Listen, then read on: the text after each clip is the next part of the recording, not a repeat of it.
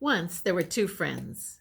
They'd been friends since they were children, but in the intervening years, their fortunes had diverged, and one of the friends became very, very rich, while the other remained quite poor. Sadly, the rich friend also became quite arrogant, and he often spoke disparagingly of his poor friend, sometimes mocking him and remarking that, well, he must be lazy or foolish. In truth, the poor friend was neither lazy nor foolish. He worked hard from dawn till dusk every day, but still his fortunes did not improve. So one day, the poor friend was walking down the road and he encountered his rich friend with a sack on his back. It was a sack of flour. But the rich man said, "Where are you going?" "Oh," said the poor man, "I'm going into town. I need to look for a job to pay for food for my family." "Where are you going? And what's in the sack on your back?" Well, as I said, it was flour. But at that moment, the rich friend, he had an idea. He thought, well, this would be a good chance to play a little joke on his friend. He said, "Oh, what's in my sack? Ashes.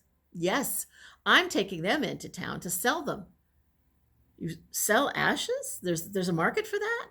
"Oh, indeed there is. People really want these ashes. In fact, I've been selling ashes for a couple of months now, and I've made so much money that after today, I don't think I'm going to even need to sell ashes anymore. I'm going to get out of the ash selling business."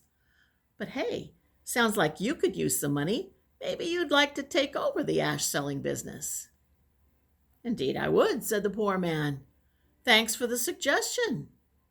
And the poor man went home, where he said to his wife, "Don't worry about a thing. We aren't going to be poor anymore. I'm going to start a new job and we'll have all the money we need." "Really?" she said. "What kind of a job?" He told her all about it. He said, "I'm going into the ash selling business." She laughed, but then she realized that he was serious. He told her all about their rich friend and how he'd made a lot of money. He said, "It's no fail, and we've got the ashes."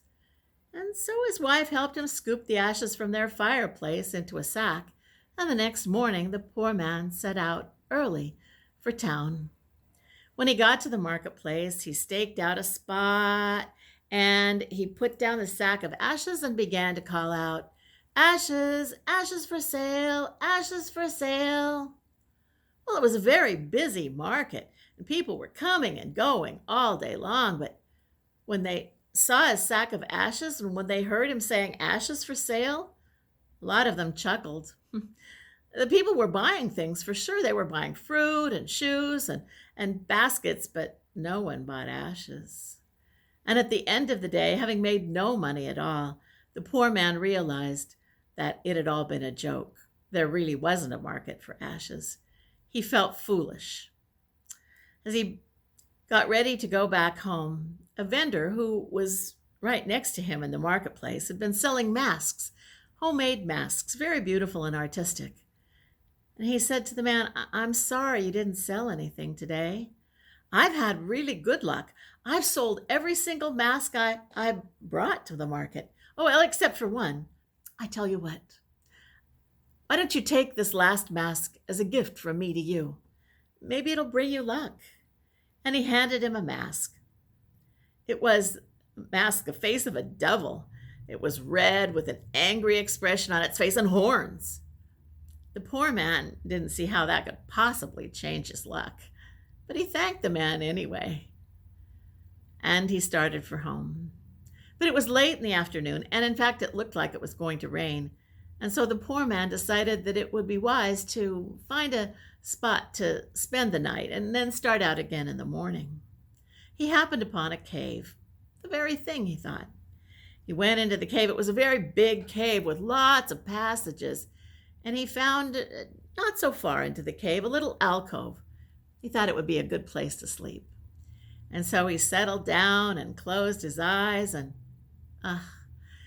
he felt a drip, drip, drip of water dripping from the roof of the cave. He couldn't sleep with that. He changed his position a little bit, but still the water was dripping on his face. Oh, but then he had an idea. The mask. It would come in handy after all. So he put the mask on and now the water was just dripping onto the mask. He fell asleep almost immediately. But it wasn't long before he was awakened by the sound of noises, voices, commotion.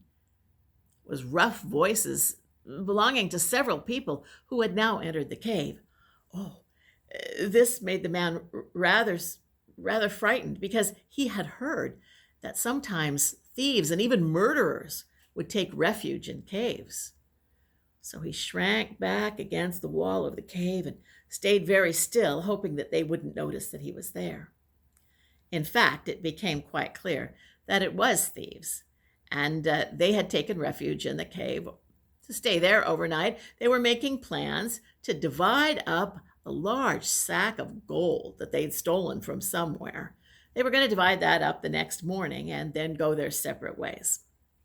Well, the man, as I said, was being very quiet and hoping not to be noticed.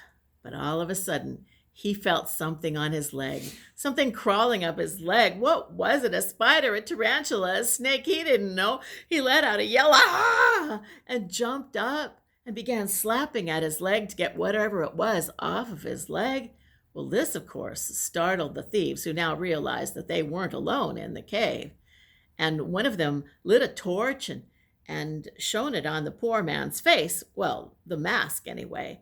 So what they saw was the face of a devil with an angry expression and horns, jumping up and down and yelling and screaming. Well, the thief was so startled that he dropped the torch, and it set afire some of the pieces of wood and leaves that were on the bottom of the cave. And then that startled all the bats that began flying around. And now, if you can imagine what the thieves saw, they saw a man that looked like a devil jumping up and down, shouting loudly, surrounded by flames and bats. "Ah," they said, "we have descended into the underworld, and it's the devil himself that's come to claim our souls." Well, they were quite frightened, and in their terror, they began running this way and that, not watching anything that they were doing. And in fact, all of them happened to trip and fall over a ledge and land in a deep cavern below, dead. Well, the poor man, he stayed where he was. He didn't go back to sleep. But the next morning, in the light of day, he looked around.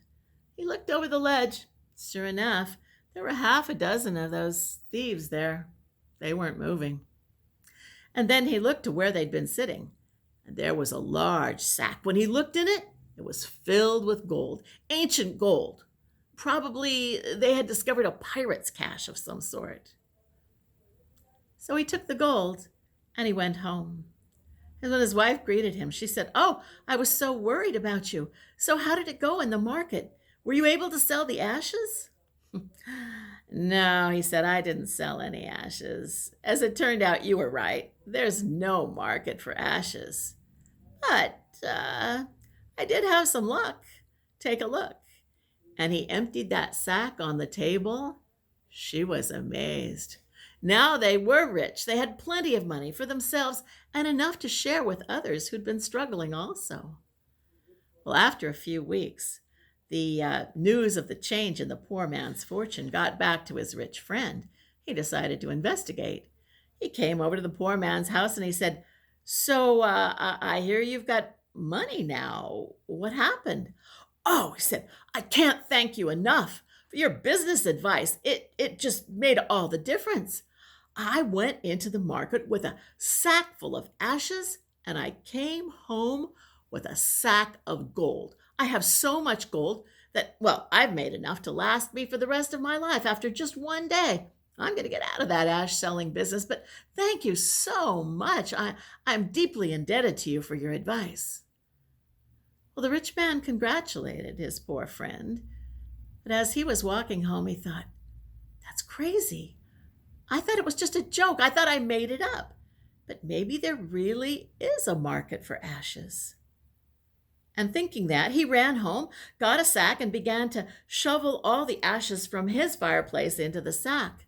The next morning, that rich man, never rich enough, he went to the town and staked out a place in the marketplace, set down his sack of ashes, and to the extreme amusement of everyone there, for the second time in a week, there was a man in the market calling out, "Ashes, ashes for sale, ashes for sale."